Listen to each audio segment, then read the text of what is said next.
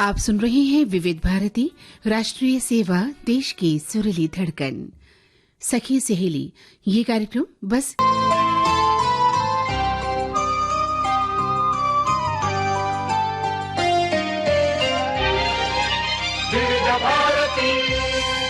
कार्यक्रम सुनने वाली सभी सखियों और सखाओं को मंदाकिनी जोशी और मंजरी वर्मा का नमस्कार। और देखिए ना, बहुत सारे विषय हैं हमारे पास। अच्छा, तो अंतर्राष्ट्रीय शुद्ध ग्रह दिवस, इंटरनेशनल एस्ट्रॉयड डे, इसके बारे में हम बात करेंगे। और सखी विशेष में हीरोइन मंजुनाथ ज्योति एथलीट जो है उनके बारे में बातें होंगी। और सोशल मीडिया दिवस है जो हम सबसे जुड़ा हुआ है, खासकर हम लोग काफी समय यहाँ देते हैं, तो इसके बारे में चर्चा करेंगे। और व्यंजन में रायतों के स्वाद, और आप हमारे जो सभी श्रोता भाई लोग हैं वो लोग क्या क्या रायता बनाते हैं, क्या खाना पसंद करते हैं, उसकी बात करेंगे। अरे लेकिन बातों के चक्कर में ये तो भूल ही गए कि हमको कहना था कुछ कह रहा था। नहीं, मैं आपका चेहरा देख रही हूँ कि आप अभी थोड़ी देर पहले तो हंसी मजाक कर रही थी और अचानक आते ही आज के विषय ये है, आज के विषय ये है। अचानक बदल गई हो, कोई दुआ न सलाम, कोई हाल न चाल। ये भी देखिए मंदाकिनी जी, ये भी एक अपना एक स्टाइल था कि आज हमें कुछ नया करना था। अरे भाई, तो आपने तो मुझे डरा ही दिया। मैंने कहा कि मंजरी मुझसे पूछेगी कैसी है मैडम, आज तो आप बहुत सुंदर ड्रेस पहन के आई हैं, मैं भी बहुत सुंदर लग रही हूँ, कुछ इस तरह की तारीफ करेंगी। आपकी तो तारीफ हम कर ही देंगे कि मैं आपकी आसमान से उतरी हुई लग रही है और अपनी तारीफ तो करनी भी नहीं चाहिए। तो मैं आपकी तारीफ कर देती ना कि आज बहुत ही हरी हरी लग रही हो, तो लेकिन आपने मौका ही नहीं दिया और सीधा आज के 4 विषय ये हैं करके अब बात ही बदल दी। देखिए, अब इसी के बीच में हम अपने सभी साथियों को, बहनों को, सखाओं को, सभी श्रोताओं को बहुत बहुत नमस्कार करते हैं, प्यार भरा और स्वागत करते हैं। और ये तो हम लोग की देखिए चुगलबाजी थी थोड़ी सी। लेकिन यहाँ हम कहेंगे कि इससे पता चलता है सखियों कि हम लोगों को कितना समझ पाते हैं और वो क्या निकल जाते हैं। बिल्कुल बिल्कुल। और लोग भी हमें कितना समझ पाते हैं ना। तो इन बातों से यही सब पता चलता है कि सामने वाला क्या सोच रहा है, हमने कितना उसको समझा। अब देखिए, हम कितनी बार मिल चुके हैं, है ना। ऐसे हम कैसे लोगों को मिलते हैं, बहुत सारे लोग हमें मिलते हैं और लगता है कि अरे ये तो हमें बहुत अच्छे से समझता है। लेकिन जैसे जैसे हम करीब आते हैं, हमारी गहराइयां संबंधों में बढ़ती हैं, घनिष्ठता बढ़ती है, दोस्ती बढ़ती है, तो पता चलता है कि अरे इनकी आदत, इनका व्यवहार और इनकी बोलचाल का तरीका, इनके खान पान, जो रहन सहन है या जो इनका आदर्श है, वो तो हमारे जैसा नहीं है, कुछ बदला बदला सा है। और वहीं से फिर हम कुछ सोचने लग जाते हैं कि अरे हमने क्या समझ लिया, ये तो कुछ और ही निकली या कुछ और ही निकला।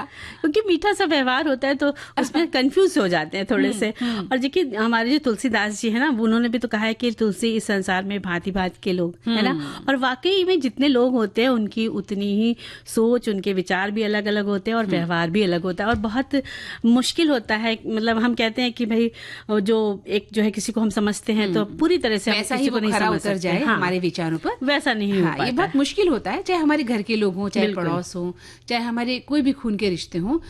कई बार हम समझते हैं कि वो सामने वाला हमें वैसा ही लग रहा है जैसा हम समझ रहे हैं, लेकिन वो होता नहीं है। बिल्कुल। और अपनी अपनी आदतें, अपना अपना विचार होते हैं, अपने अपने रहने के तरीके होते हैं, इसलिए हमें किसी को जज नहीं करना चाहिए। बिल्कुल, है ना। हम देखिए, जैसे हम लोग आज बात कर रहे थे तो समझ नहीं पाए थे ना कि ये समझ रही है कि नहीं समझ रही है। मैंने तो सोचा था कि आते ही आप हालचाल पूछने वाली और मेरी तारीफ करोगी, लेकिन आते ही आपने अपना राग अलापना शुरू कर दिया। उसमें भी देखिए कितना मजा आता है ना। लेकिन उसमें भी मजा था, क्योंकि मुझे समझ आ गया कि आज मंजरी कुछ अलग मूड में आई थी और मुझे चकमा दे दिया आज। बिल्कुल। और देखिए, आज अलग मूड का गाना भी सुनाएंगे। बिल्कुल।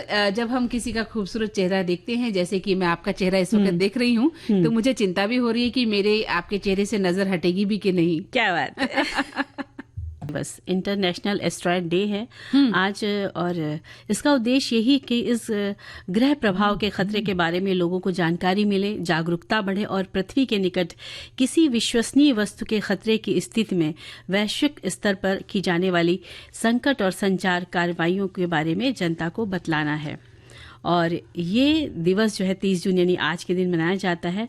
1908 में तुंगस्का घटना की याद में ये मनाया जाता है। हुआ यूं कि एक उल्कापिंड के हवाई विस्फोट ने साइबेरिया रूस में लगभग 2150 किलोमीटर यानी 830 वर्ग मील तक के जंगल को बर्बाद कर दिया गया था।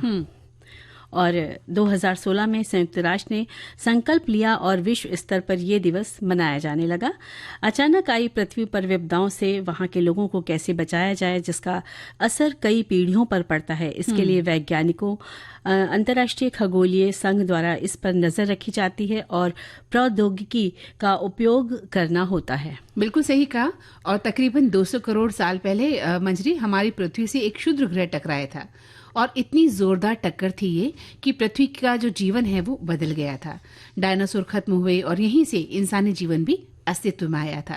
तो अंतरिक्ष से आने वाले ऐसे अनगिनत एस्ट्रॉइड हर साल हमारी पृथ्वी की तरफ बढ़ते हैं और कुछ आकार में इतने छोटे होते हैं कि इससे पृथ्वी को कोई फर्क नहीं पड़ता, लेकिन वहीं कुछ इतने बड़े आकार के भी होते हैं कि ये काफी नुकसान पहुंचा देते हैं। और साल 2013 में रूस के चेलेंस्बिस्क शहर में 20 मीटर चौड़ा एस्ट्रॉइड पृथ्वी से टकराया था। ये एक छोटी इमारत जितना था। टक्कर से शहर के करीब 20 किलोमीटर ऊपर से ये बिखर गया था, जिससे जमीन पर कई उल्कापिंड इकट्ठा हो गए थे।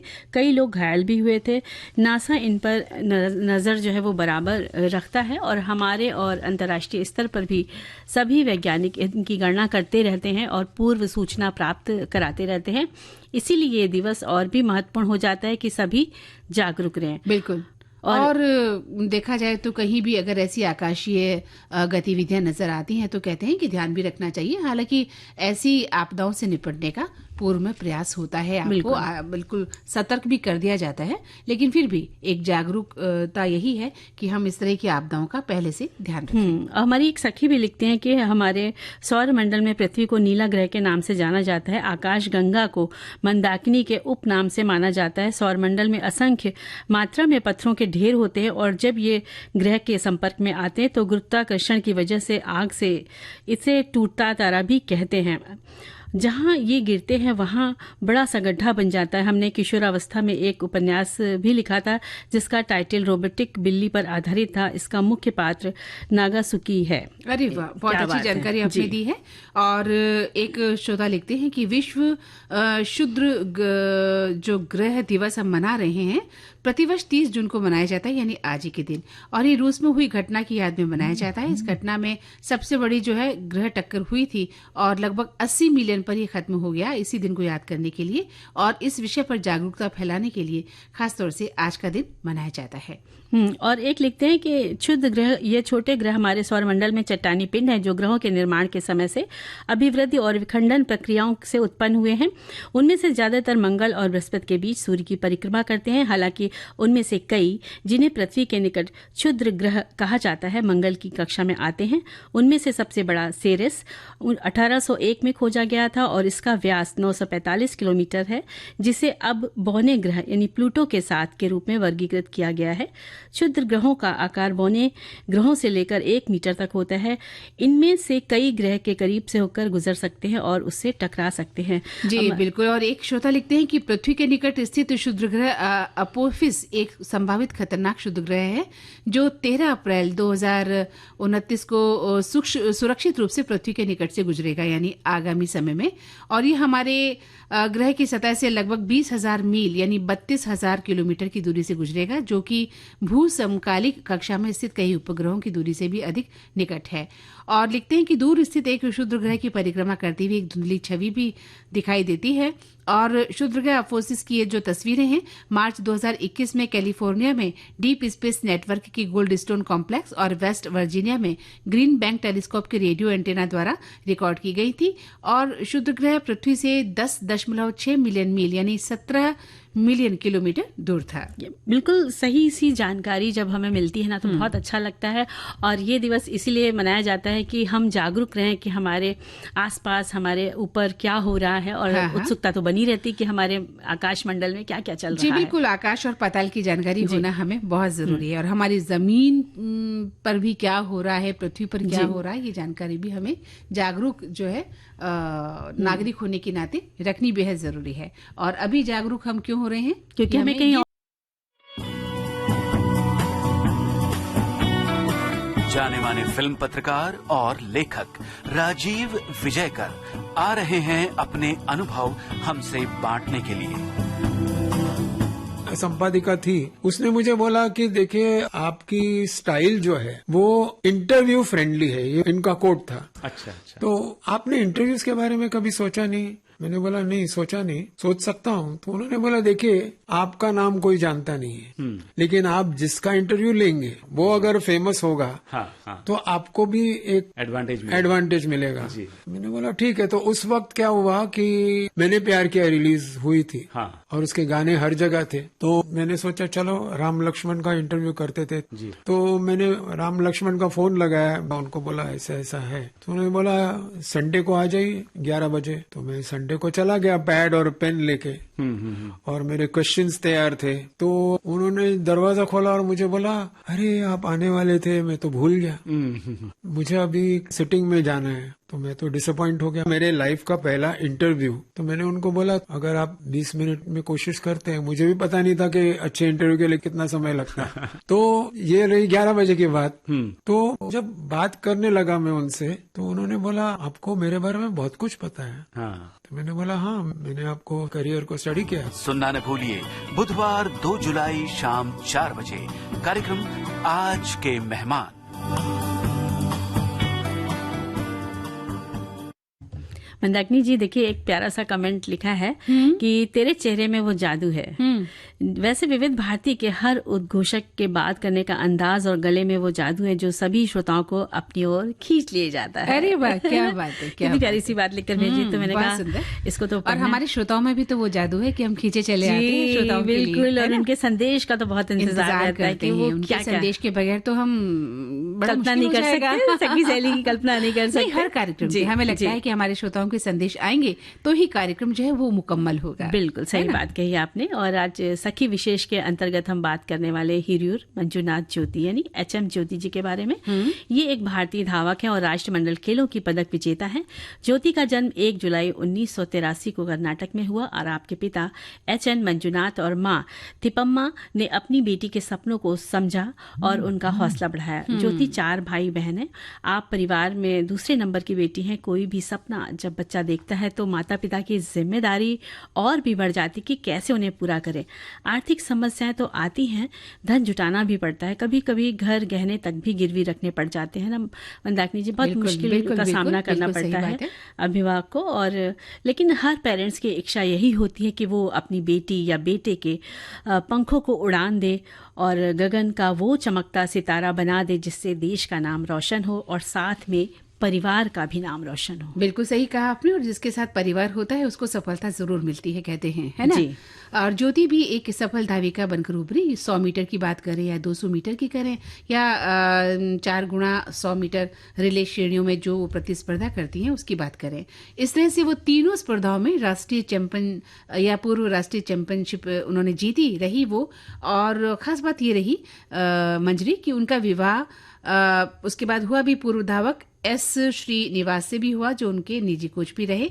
और उन्होंने मां बनने के लिए 3 साल के लिए पेशेवर प्रतियोगिता से हटने के लिए भी फैसला लिया।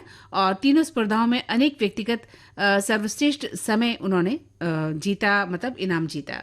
और एशियाई खेलों में पदक जीतने की चाहत के बावजूद वे लगातार जो है उनको चोट लगी। उस चोट के कारण वो अपना खेल जारी नहीं रख पाई। उन्होंने कई पुरस्कार हालांकि अपने नाम किए हैं। और चीन के गंगवाशु में 2009 एशियाड एथलेटिक्स चैंपियनशिप में 100 मीटर में 11.60 सेकंड के समय के साथ कांस्य पदक उन्होंने जीता। और एशियाई एथलेटिक्स चैंपियनशिप में 9 वर्षों में भारत का पहला उप 400 मीटर स्प्रिंट पदक भी उन्होंने जीता। और इसी के साथ उन्होंने 2010 में नई दिल्ली में राष्ट्रमंडल खेलों में कांस्य पदक जीता। गीता, इस समय उनके साथी जो थे वो गीता सत्ती, श्रावणी नंदा, PK प्रिया के साथ एंकर लेग में दौड़ते हुए उन्होंने ये पुरस्कार जीता था। बिल्कुल बिल्कुल। और 4 गुणा 100 मीटर का मतलब हुआ एक रिले दौड़ जिसमें 4 धावक होते हैं और प्रत्येक धावक 100 मीटर की दूरी तय करता है। तो इस दौड़ में प्रत्येक धावक एक निश्चित लेन में दौड़ता है और एक धावक अपनी दौड़ पूरी करने के बाद दूसरे धावक को छड़ी सौंपता है और इस तरह से 4 धावक मिलकर 400 मीटर की कुल दूरी तय करते हैं। तो ये भी 100 मीटर कहना चाहिए कि 0.1 किलोमीटर के बराबर होता है, यानी 1000 मीटर के बराबर होता है। और जो वो छड़ी देते हैं उसको बैटन कहा जाता है। और 2016 में IAAF वर्ल्ड चैलेंजिंग बीजिंग में 400 मीटर रिले में राष्ट्रीय रिकॉर्ड तोड़ा और कजाकिस्तान में भी यही रिकॉर्ड इन्होंने तोड़ा था। और इस वक्त भी उनके साथ थी मार्लिन जोसेफ, सबरानी नंदा और दुती चंद इनके साथी थी। और इसी वर्ष ताइवान ओपन एथलेटिक्स चैंपियनशिप में 200 मीटर में कांस्य पदक आपने जीता था। बिल्कुल। और 2006 की बात करें या 2015 की बात करें, इन्होंने कांस्य पदक जीता। 2015 में इंटर स्टेट चैंपियनशिप में 11.97 सेकंड के समय के साथ 100 मीटर में स्वर्ण पदक अपने नाम इन्होंने किया। और 2016 की बात करें तो नेशनल चैंपियनशिप में 100, 200 और 400 में स्वर्ण पदक और सर्वश्रेष्ठ एथलीट का पुरस्कार भी अपने नाम किया था। 2017 कर्नाटक राज्य वरिष्ठ एथलेटिक्स चैंपियनशिप में 200 मीटर में रजत पदक के साथ समग्र चैंपियनशिप प्राप्त करी और इस तरह राष्ट्रीय और अंतर्राष्ट्रीय स्तर पर लगभग 40 पदक पर आपने जीत हासिल करी। बहुत बड़ी सी बात है। और कर्नाटक ओलंपिक एसोसिएशन पुरस्कार 2016 में, कर्नाटक सरकार से 2010 के लिए एकलव्य पुरस्कार और इसी सरकार के द्वारा इसी वर्ष एक राज्योत्सव पुरस्कार भी आपने प्राप्त किया। और 2014 में राष्ट्रमंडल खेलों में भाग लिया। इस तरह 2017 में चेन्नई में ओपन नेशनल में स्वर्ण पदक के साथ अपने करियर को विराम दिया। और आपकी एक बेटी भी है धृति, और उनके परिवार का बड़ा सहयोग रहा इस खेल की यात्रा में, जिसका श्रेय वे सभी को देती हैं। बिल्कुल बिल्कुल देती हैं। और देखा, अपने गोल से प्रेम करना, यानी अपनी जो शौक है, अपनी जो चाहत है, अपनी जो मंजिल है, जब हम उनसे प्रेम करते हैं तभी कहा जाता है कि जो ये प्यार है वो दीवानगी की हद तक होना बेहद जरूरी है। तभी तो किसी ने लिखा है कि प्यार दीवाना होता है जी। तो चलिए, तो अंतराल के बाद हमारे सभी सुनने वालों का फिर से स्वागत करते हैं। और हमारे श्रोता लिखते हैं कि इन्होंने एथलीट्स के बारे में जो हम लोग चर्चा कर रहे थे सखी विशेष में, उस पर संदेश लिखा है कि 2016 में एथलीट्स में कर्नाटक ओलंपिक एसोसिएशन पुरस्कार, कर्नाटक सरकार से 2010 के लिए एथलेटिक्स में एकलव्य पुरस्कार और कर्नाटक सरकार की ओर से 2010 के लिए खेल के लिए राज्योत्सव पुरस्कार ने प्राप्त हुआ था। ये ऐसी बात लिखी है जिसको हमने अभी चर्चा भी किया था। और हमारी एक साथी और लिखती हैं कि ये जो संदेश है, ये हिरियन मंजुनाथ ज्योति भारतीय धावक हैं और राष्ट्रमंडल खेलों की पदक विजेता हैं। 100, 200 और 400 मीटर रिले चिड़ियों में प्रतिस्पर्धा करती हैं और वो तीनों स्पर्धाओं में राष्ट्रीय चैंपियन या पूर्व राष्ट्रीय चैंपियन हैं। और इसके साथ इन्होंने एक बात और साझा करी है कि तीनों स्पर्धाओं में उनका व्यक्तिगत सर्वश्रेष्ठ समय मां बनने के लिए 3 साल के लिए पेशेवर प्रतियोगिता से हटने के बाद था। कैनरा बैंक की कर्मचारी ज्योति का विवाह पूर्व धावक S श्रीनिवास से हुआ और जो उनके एक निजी कोच भी हैं। एशियाई खेलों में पदक जीतने की चाहत के बावजूद वो लगातार अक्लीज की चोट के कारण स्प्रिंट जारी नहीं रख सकी। उसने 2017 में चेन्नई में ओपन नेशनल्स में स्वर्ण पदक के साथ अपने करियर का अंत किया। जी बिल्कुल, हमने ये बातें बता दी थी, लेकिन हमारे श्रोताओं ने वही बात हमें बताई है, हमने फिर से उसको दोहराया है। और एक श्रोता लिखते हैं कि ये भारतीय धावक और राष्ट्रमंडल खेलों की पदक विजेता है। 100 मीटर की बात करें, 200 की करें, 4x100 मीटर रिले श्रेणियों में प्रतिस्पर्धा की बात करें तो सब में इन्होंने ये मुकाम जीता है। और तीनों स्पर्धाओं में राष्ट्रीय चैंपियन या पूर्व राष्ट्रीय चैंपियन भी रही हैं। 100 metre, 200 metre, 4x100 metre relay में क्रमशः 11.3 या 11.46 और 23.42 और 43.42 सेकंड के व्यक्तिगत सर्वश्रेष्ठ समय के साथ ये जीती हैं। और तीनों स्पर्धाओं में उनका व्यक्तिगत सर्वश्रेष्ठ समय मां बनने के लिए 3 साल के लिए, जैसा उन्होंने बताया था कि पेशेवर प्रतियोगिता से उन्होंने अपने आप को हटा लिया। बिल्कुल। और मंदाकिनी जी देखिए, जब हम लोग स्कूल कॉलेज में पढ़ा करते थे, स्कूल में ऐसे जो खेल प्रतियोगिता हुआ करती थी तो उसमें दौड़ में भाग लेना या किसी और गेम को खेलना है तो काफी 1 हफ्ते पहले से प्रैक्टिस कराई जाती थी दौड़ने की।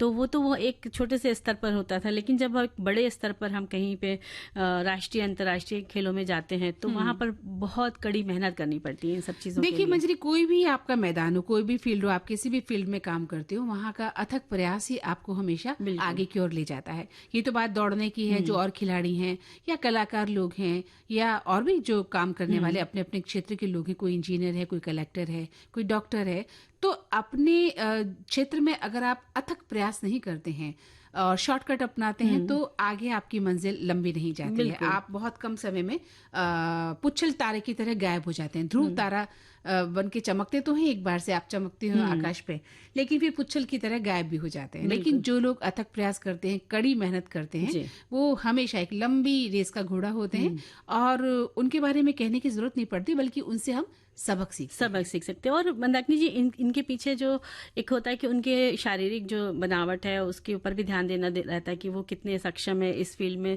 ये काम कर सकते हैं, नहीं कर सकते, दौड़ सकते, नहीं कर सकते।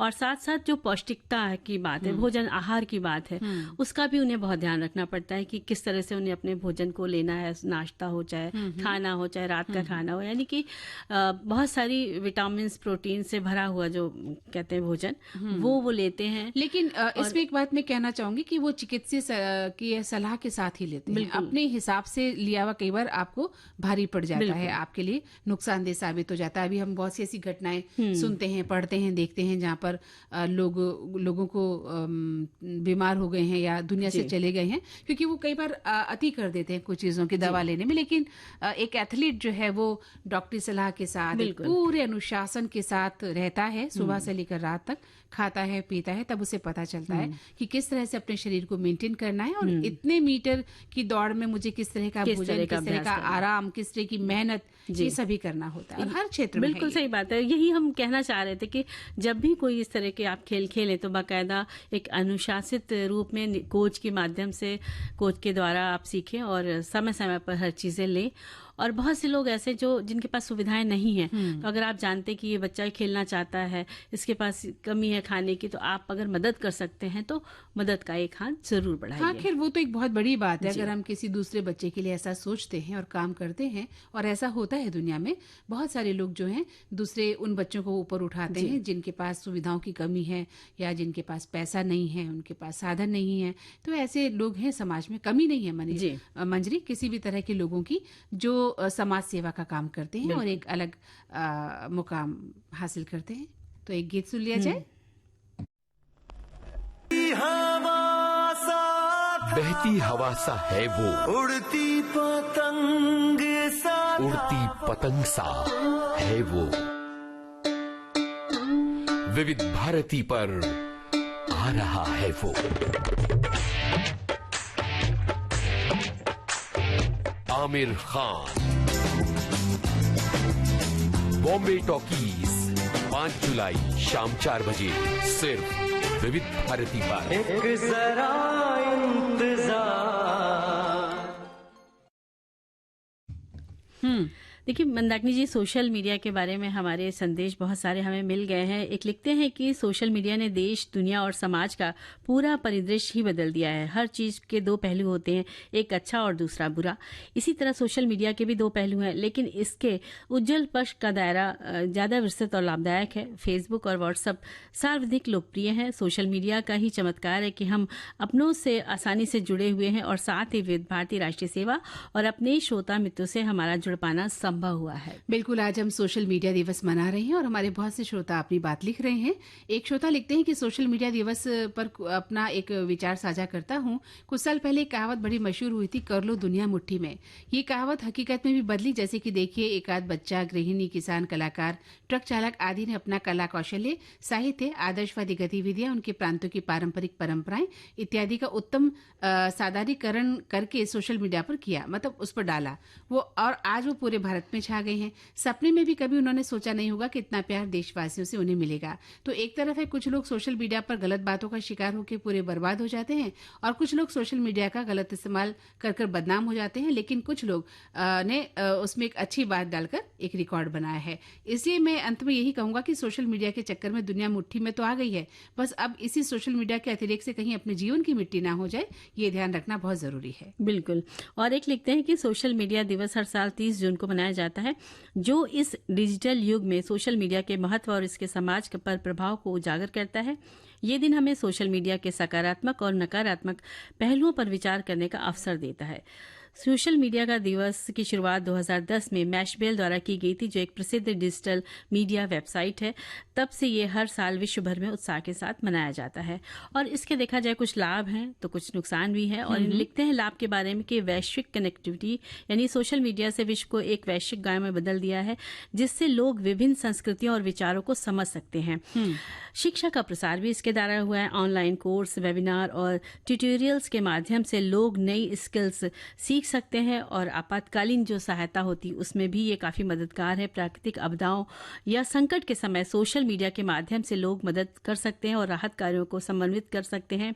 और रोजगार के अवसर भी यहाँ से मिले हैं। सोशल मीडिया ने कंटेंट क्रिएटर्स, ब्लॉगर्स और इन्फ्लुएंस के लिए रोजगार के नए रास्ते खोल दिए हैं। बिल्कुल। और बड़ी सारी चुनौतियां भी हैं सोशल मीडिया के उसमें कि गलत सूचना का प्रसार, यानी फर्जी खबरें और गलत सूचनाएं सोशल मीडिया पर तेजी से फैलती हैं। और इसके साथ साथ सोशल मीडिया पर नकारात्मक टिप्पणियां और अपमानजनक भाषा आम हो गई, यानी साइबर बुलिंग और ट्रोलिंग भी बहुत होने लग गई है। और गोपनीयता का उल्लंघन, यानी डेटा चोरी और गोपनीयता का उल्लंघन सोशल मीडिया के लिए एक बड़ी चुनौती है। और सोशल मीडिया का जिम्मेदार उपयोग भी है बारे में लिखते हैं कि सूचना की जांच करें। किसी भी जानकारी को साझा करने से पहले उसकी सत्यता की जांच करना बहुत जरूरी है। और सकारात्मकता फैलाएं, यानी नकारात्मकता और घृणा के बजाय प्रेरणादायक सकारात्मक सामग्री साझा करें। गोपनीयता बनाए रखें, यानी अपने निजी जानकारी को सुरक्षित रखें और मजबूत पासवर्ड का उपयोग करें। बिल्कुल सही लिखा है। बहुत ही विस्तृत जानकारी आपने दी है, इसके लिए तो आपका बेहद शुक्रिया, मेहरबानी कि आप इतना वक्त हमारे लिए जाया कर रहे हैं। वहीं एक श्रोता लिखते हैं कि भाई क्या बात है, आज सोशल मीडिया दिवस है। जी हाँ, सभी लोग सोशल मीडिया पर ही अपने अधिकांश समय जो है आज व्यतीत करते हैं और इसके चलते ही सिनेमा घरों की उपयोगिता पर भी प्रभाव पड़ा है। ऐसे में सोशल मीडिया का भी दिवस होना स्वाभाविक है। चलिए देखते हैं आज हम लोग इस दिवस को भी अपने अपने योगदान देते हुए किस तरह से मनाते हैं। आखिर में हम सभी के मनोरंजन के लिए, स्वास्थ्य के लिए, सूचना और संचार के साथ शिक्षा का भी केंद्र बन गया है और ये अनोखा और अद्वितीय है सोशल मीडिया। और एक लिखते हैं कि सोशल मीडिया के जरिए लोग दुनिया के किसी भी कोने पर मौजूद किसी भी दोस्त या परिवार के सदस्यों के साथ आसानी से जुड़ सकते हैं। सोशल मीडिया के जरिए सामाजिक मुद्दों पर तेजी से जानकारी फैलाना, कम समय में ज्यादा से ज्यादा लोगों से बातचीत में जानकारी फैलाना भी आसान हो गया है। सोशल मीडिया का बिजनेस और बिजनेसमैन को भी फायदा होता है और सोशल मीडिया के प्लेटफॉर्म के जरिए कंपनियां सीधे ग्राहकों से जुड़ती है और उनका विश्वास जीतने की कोशिश करती है। और बच्चे पढ़ाई लिखाई में भी उनको इससे काफी सुविधा हुई है। लेकिन कई बार ये भी देखा जाता है कि बच्चे ज्यादा समय देते हैं, उससे वजह से कई बार वो अपनी पढ़ाई से बिजी चुराने लग जाते हैं। तो फायदे तो हैं ही, लेकिन उसके नुकसान भी हैं। लेकिन हमें कौन सा रास्ता चुनना है, ये सखाओं ने, सखियों ने रायतों के बारे में बड़ा लिखकर भेजा है। एक लिखते हैं कि बूंदी का रायता। तो बूंदी के रायता बनाने की सामग्री इन्होंने लिखी है कि आधा कप बूंदी, आधा कप दही, काला नमक, चाट मसाला, लाल मिर्च पाउडर, भुना जीरा पाउडर, नमक, चीनी। बूंदी रायता बनाने की रेसिपी है कि बूंदी का रायता बनाना सबसे आसान है। इसे बनाने के लिए सभी मसालों को दही में अच्छे से फेंट लें। बूंदी को दही में पहले से ना मिलाएं, वरना वो नरम पड़ने लगती है। जब भी आपको खाना हो तो मसाले वाले दही में बूंदी मिला लें। एक तो इस तरह से बना सकते हैं। दूसरा, अगर आपको पसंद है कि हम भिगो के करें तो गर्म पानी में पहले बूंदी भिगोएं, ठंडी करें, तब आप रायते में मिलाएं। और इन्होंने अनार का रायता भी लिखकर भेजा इसकी सामग्री कि दही, अनार के दाने, भुना जीरा पाउडर, काली मिर्च पाउडर, लाल मिर्च पाउडर, चाट मसाला, काला नमक, चीनी। अनार का रायता बनाने की विधि है कि अनार रायता बनाने के लिए दही में नमक, सारे मसाले आप मिला लीजिए और हल्की सी चीनी डाल दीजिए और इसमें अनार के दाने डालकर ऊपर से पुदीने के पत्ते और अनार के कुछ दाने डालकर गार्निश कर लें। और अगर ये रायता फ्रिज में रखकर ठंडा करके खाया जाए तो बहुत ही स्वादिष्ट लगेगा। बिल्कुल। लेकिन मंजरी, मुझे जो है ना कच्चे पपीते का रायता बहुत पसंद आता है। बताइए। है ना, मैं नहीं बता पाऊंगी। अच्छा। लेकिन हमारे श्रोताओं ने लिख के भेजा है। हाँ। क्योंकि वो कच्चे पपीते का रायता बनाते हैं और उन्होंने लिखा है कि कच्चे पपीते को कद्दूकस करें और इसे उबाल लें, दही को फेंट लें, उसमें भुना जीरा, काला नमक, सादा नमक, थोड़ी सी चीनी डाल दें, काली मिर्च है, बारीक कटी हरी मिर्च है 1 टीस्पून है, पीली डाल दें, सरसों, काली सरसों डाल दें, बारीक कटी धनिया पत्ती डाल दें, सभी को मिला लें और खाने से पहले इसमें ऊपर से 1 चम्मच सरसों का तेल मिला लें। स्वादिष्ट, सुपाच्य, पौष्टिक पपीते का रायता तैयार हो जाएगा। अगर आप सरसों नहीं मिलाती हैं तो फिर सरसों तेल से काम चला सकती हैं। बरसात के दिनों में धनिया की पत्ती का उपयोग न करें, उसकी जगह कसूरी मेथी का थोड़ा सा रोस्ट करके उसमें मिला सकते हैं। और भुना पीसा लाल मिर्च का पाउडर भी आप इसमें डाल सकती हैं। चीनी भी आपकी इच्छा है तो डालिए। रायता बहुत ही स्वादिष्ट बनता है, खाने के स्वाद को बढ़ाती है, इसलिए रायता बनाएं और खाएं भी, दूसरों को भी खिलाएं। लिखती है कि वे रायता फैलाएं नहीं। बिल्कुल सही बात लिखी है ना जी। तो खासतौर से बरसाती मौसम में तो बिल्कुल नहीं, क्योंकि कीड़े मकोड़े आ जाते हैं जो हमारे लिए परेशानी का कारण बन जाते हैं। और एक लिखते हैं कि रायता रेसिपी में दही मुख्य सामग्री के रूप में होता है, जिसमें सब्जियां, फल, जड़ी बूटियां और मसाले डाले जाते हैं। तो आप देख सकते हैं कि इसे बनाने के कई तरीके हैं, और दही में आप जो भी सब्जियां मिला या फल मिलाते हैं उसके हिसाब से इसका स्वाद अलग अलग होता है।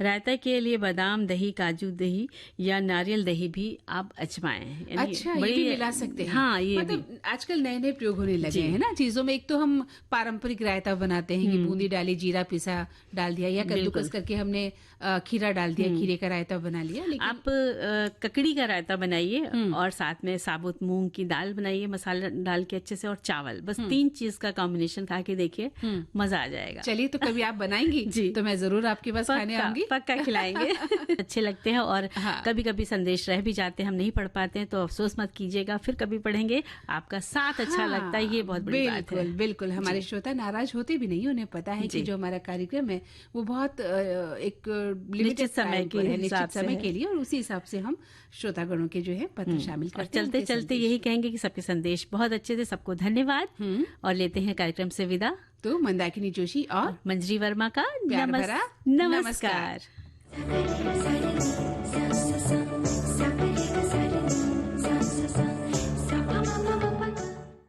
कार्यक्रम की प्रस्तुतकर्ता अनुश्री पाठक। सखी सहेली।